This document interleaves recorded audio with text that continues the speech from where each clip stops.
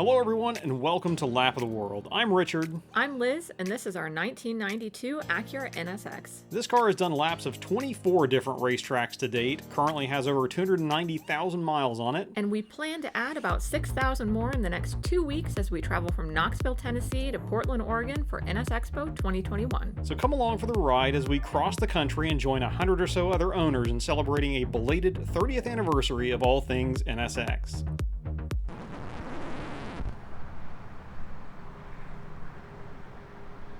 Well, day 4 is not off to the best start, as you can tell. We came out here this morning and I was just going to check the oil, and I see this. That is a bunch of oil, or grease rather, that's been slung from down there. And I can show you the culprit here in just a second. Now you're looking at the inner CV boot on the driver's side, and the boot has split. I was wondering if one of the bands had failed, but nope, the boot is just split. And it's slung a lot of grease out. So I'm going to have to find a way to at least stop the bleeding until we can get somewhere where we can get a replacement boot or an overboot kit of some kind to at least band-aid that until we can get into where we're stopping for the track day. And then I can maybe effect a more permanent repair from there, but we'll see. This is kind of bad news, though.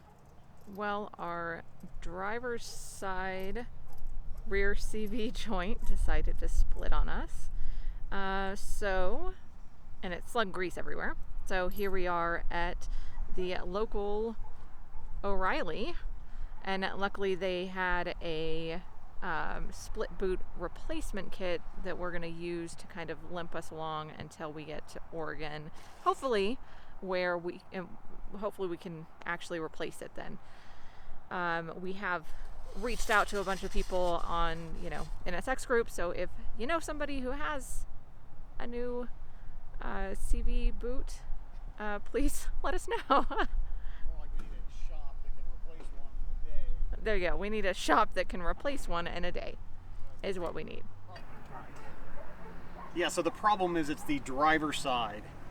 If it were the passenger side, I could probably just pull the axle out and replace it, because I could do that in less than an hour probably, even with the tools I have with me, and I would just need to borrow a big enough torque wrench. With the driver's side though, to get that axle out, you'd actually have to drain the transmission and deal with some other, I don't know, it's assembled a little bit differently than the passenger side, so it's not as easy. So yeah, that's where we're going to try one of the split boot kits to go and repair it. Hopefully it survives and will get us at least to Oregon. We'll see. So we're playing it by ear at this point, but I'm going to get to fixing so we can get on the road. All right, so here we are. Step 1 to installing a split boot repair kit involves a lot of cleaning and maybe some swearing. And we will say thank you to the manager here at the local O'Reilly, Jer, who helped us get everything we needed and gave us a spot to take care of it.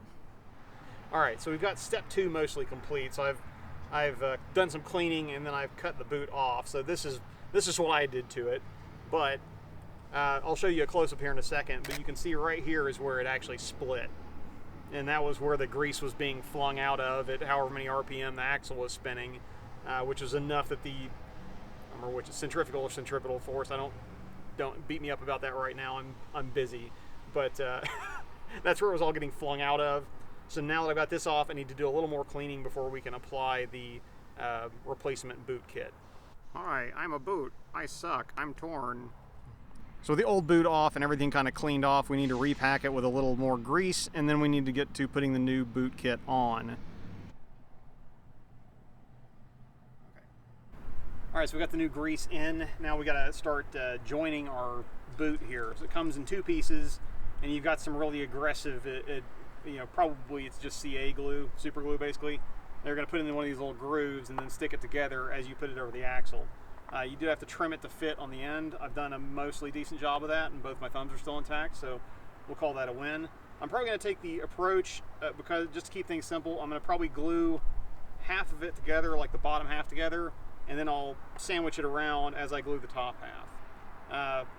I'll debate that until I actually do it, but that's our next step. So the last part of the process is clean up a lot of the stubborn grease and wait for the glue to do its thing and swear some more. Alright, last step, put the wheel back on, finish cussing, clean up, and maybe find something to eat.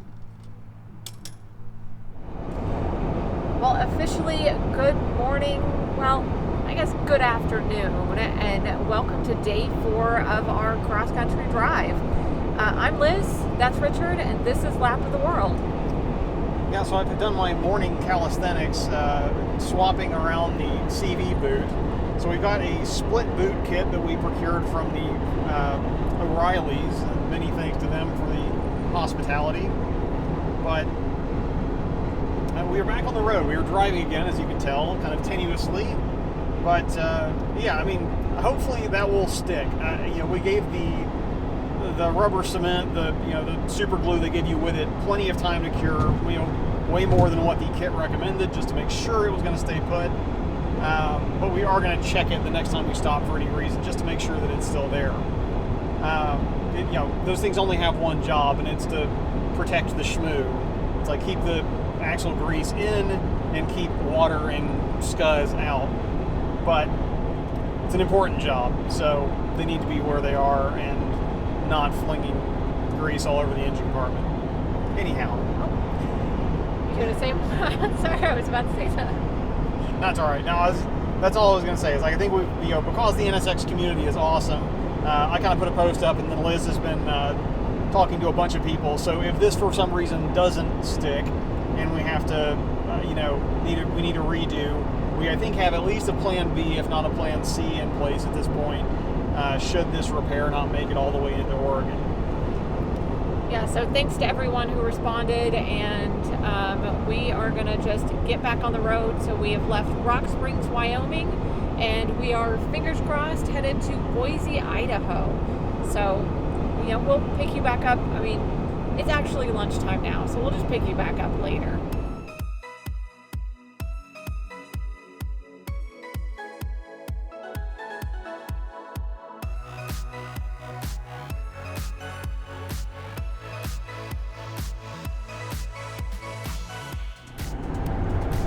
Alright, well, quick afternoon update.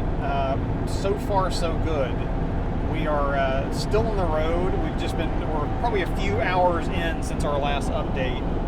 And kind of every time we've been stopping, either for gas or other pit stops, I've been kind of inspecting the situation back there to see if it's still holding on. And so far, apart from just having to tighten one of the clamps a little bit, I think we're doing well at this point, but rest assured all digits possible are crossed, so we are proceeding on at this point to where we're going to end up this evening.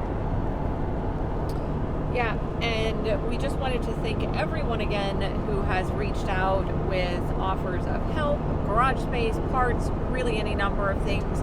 We really appreciate it, and because many thanks. Yes, many thanks. And because of that, we are kind of spoiled for choice when it comes to, being able to get this repaired once we get to Portland. But for now, we're going to keep driving, keep watching, how things are going back there, and we will pick you back up somewhere in West Boise.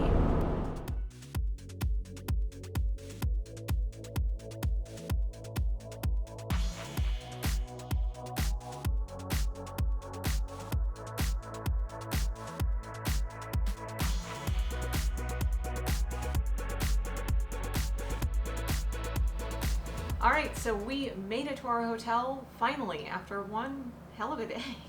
Yeah, it was much longer than expected, but at least it happened on one of our shorter driving days. Absolutely. So, yeah, I mean, after this morning, it was actually not too bad after this morning, and honestly, this morning, I don't know that we could have picked a nicer day in Wyoming to have a minor mechanical behind an auto parts store it was like 70 degrees and slightly overcast, and so really it wasn't I'm a little bit mentally all over the place right now, but it's not because there was so much effort this morning. It's more been the mental anxiety of crossing every digit in hopes that our Band-Aid fix is going to get us into Oregon, and right now it's doing just enough. Well, and speaking of Oregon, once we get to Oregon, we have so many people that have come together to give us parts, give us supplies, give us tools, and we have a crack team of experts once we get there. So we will tell you more about that tomorrow. Yeah, lots of people that will get lots of thank yous. But for now, let's go back to Oregon with dinner. What is for dinner? Tonight we're going back to Oregon with the Mountain House Adventures rice and chicken. So I am very hungry, and I believe you are as well. Yeah. So I think we should dig in. So tonight we legitimately have hot water. Okay. Well, this will be an interesting comparison of rice dishes between this and our other brand last night, which was probably one of the okayest meals we've had so far. So we're slightly higher hopes for this, but we'll see. I find it interesting this one actually has to cook for less time than the other one. But we do have legitimately hot water, hot enough that I burned my thumb. So hopefully, sorry about your thumb. Well, dinner better be good. So hopefully it's working. And the bag is going to be atrociously hot, probably. Come get yours is hot. I did okay on portioning this time. Sure. I did better than last night. All right. All right. Let's dig in, and we'll give you the hot take, and then we're probably gonna get out of here. All right.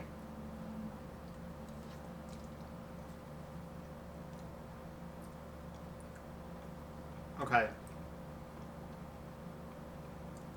I don't know exactly what that tastes like. We're going to acknowledge right now that there's probably some hunger bias. But, do you have an opinion on this, or do you need another bite to determine? I have an opinion on it. Okay. Well, let's go. And I think I could tell you what I think I could compare it to. Okay. Well, let's rate it and then hit us with it. All right. You ready? Sure. Count us down. You two always do. Okay. 3, 2, 1. Solid 4. I was going to give it a 4.5 probably. All right. So 3.25. So.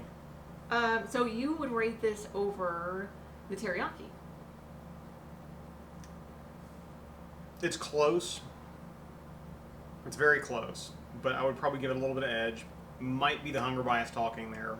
I don't know. What it reminds me of is when I was a kid, my mom used to make rice-a-roni a lot. Mm-hmm. It's just got that strong chicken brothy flavor with the rice. That's what it reminds me. It's good. No, I think my half point would be purely. I think the teriyaki has a stronger flavor, but I think this has got the substance to it, like the I'm hungry, this is definitely going to fill me up substance. So again, probably the hunger bias talking. So probably. So maybe 4.25, or we'll give it 4.25. Yeah, it's at worst it's a 4, but all right. We are going to go ahead and eat, and then tomorrow we are on the road and headed to Morrow. Yeah. In Oregon, so we are headed to the track. Yep. So that's the town really near the track, which is technically in Grass Valley, but. Well, I think the only thing I was going to say is that's exciting to me at this point in our expo journey is that we start seeing other NSXs. Yeah. We start seeing other people on the road and start knowing, I know there are a few people that are just a little ways behind us. So. Or a little ways ahead of us. Or who were a little ways ahead of us and bought us transmission fluid, and we go by their hotel and say hi. Hi, Stephen. Hi, Stephen. Yeah. Thank you, Stephen. But anyway, so more on that tomorrow. But for now, we're gonna dig in and then probably hit the hay. Yeah. And attempt sleep. So before we start rambling, we're gonna go, and we will see you guys in the morning.